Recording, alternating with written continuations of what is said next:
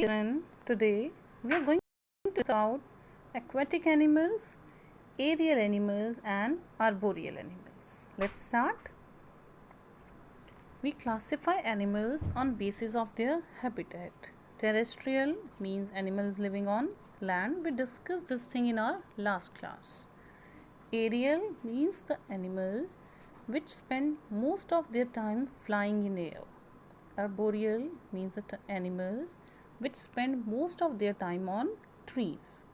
Aquatic means living in water, and amphibian means which can live both on land and in water. Here you can see aquatic animal and one frog is also here, amphibian. We classify aquatic animals into marine animals, means the animals living in salty water of sea and ocean. And freshwater animals means the animals which inhabit freshwater sources like river, lakes, ponds. Aquatic animals have special feature to live in water. They can move and swim in water, and they can breathe underwater with help of their gills. Gills are the specialized structure for breathing underwater. Most of the aquatic animals are streamlined and so is fish. We are going to discuss features of fish. Streamlined shape means it is a special shape which helps them to remain afloat in water. Their body is pointed at the ends, narrow at the ends, and in the middle it is broader. It helps animals to swim faster. They have fins and tail which help them to swim in water, to change direction while swimming, and it also keep their body balanced. And they have gills which help them to breathe in water. Other than that, they have slimy or mucus layer on their body. Outer surface above that coating, they have mucus coating which make them waterproof. Water does not enter into their body. Some birds which live near water or in water are called water birds. They are also included in aquatic animals. Aquatic birds are aquatic or water birds.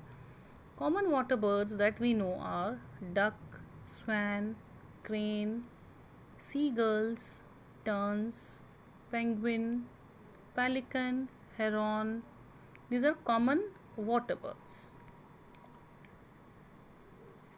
You can see this picture.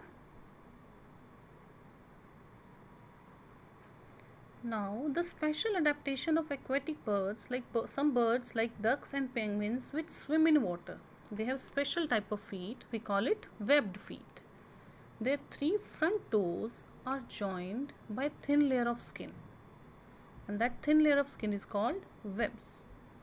Webbed feet help them to push the water backwards while swimming. This act like the oars of the boat. In the picture you can see webbed feet of a duck. And some birds like crane, heron, flamingo, they wade through water to catch their food, fish, snail and aquatic insects. They have long legs with spread out toes. Here you can see the flamingo and its long legs. Their long legs help them to wade easily through water without getting wet. So these are the special adaptation features of aquatic birds. Aerial animals.